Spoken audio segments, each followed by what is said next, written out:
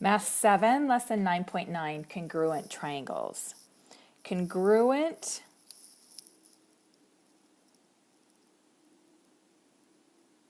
triangles have exactly the same size and shape. So, for example, if we have a triangle that looks like this and another triangle like this, we say that triangle ABC is congruent, that's the sign for congruent, to triangle ADC. ADC. So we can tell this by the marks that we have on it. So these angles are equal, these sides are equal, these angles are equal, and these sides are equal, these angles are equal, which means if we take this triangle and we flip it over, it will land right on top of this triangle. So the way that we break that down are, first of all, corresponding sides. So AC is congruent to AC. That means right here. AD is congruent to AB. AD, AB. And line segment BC is congruent to, or DC is congruent to BC. DC and BC. So that's what we talked about right here. Corresponding angles. Angle ADC is congruent to angle ABC. Angle CAD, CAD, so that would be this angle right here, is congruent to CAB, CAB, this angle here. So those two are congruent.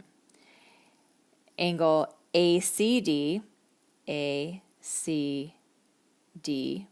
so this one right here, is congruent to angle ACB, ACB, this one here. That's how you'd actually break it down. Now let's take a look at triangle congruency statements. This one is called side, side, side, and SSS is its acronym. And it states this: if all three pairs of corresponding sides of both triangles are congruent, the triangles are congruent. So if each of these sides are congruent, this one's congruent, and this one's congruent, then the triangles are congruent. Again, that's a congruent sign. Side, angle side, SAS. This one is if two pairs of corresponding sides and the included angles of both triangles are congruent, the triangles are congruent. So it would look like this. If you have two sides that are congruent, so that one and that one, and their corresponding angles, this one and this one, then the triangles are congruent. So we could flip this one over and match up that angle to that angle, turn this around to match that to that, and they would lay right on top of each other. Angle, side, angle.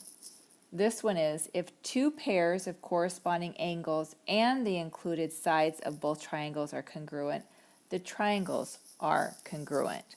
So if you have two angles, an angle here that matches and an angle here that matches, and then one side, then the triangles are congruent. Here are some helpful tips. Angles that are opposite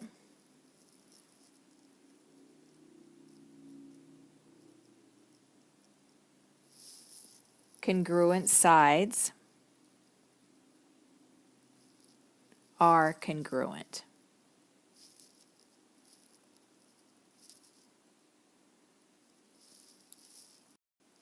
So what that means is if you have two sides that are congruent, then their opposite angles are congruent. So the measure of angle A is congruent to the measure of angle C. Those two are congruent because the sides right across from them are congruent.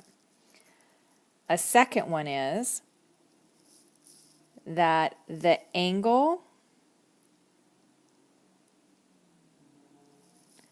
with the greatest measure is opposite the longest side.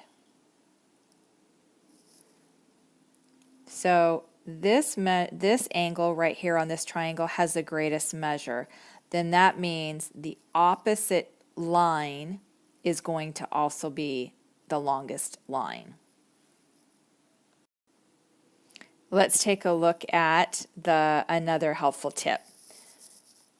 The angle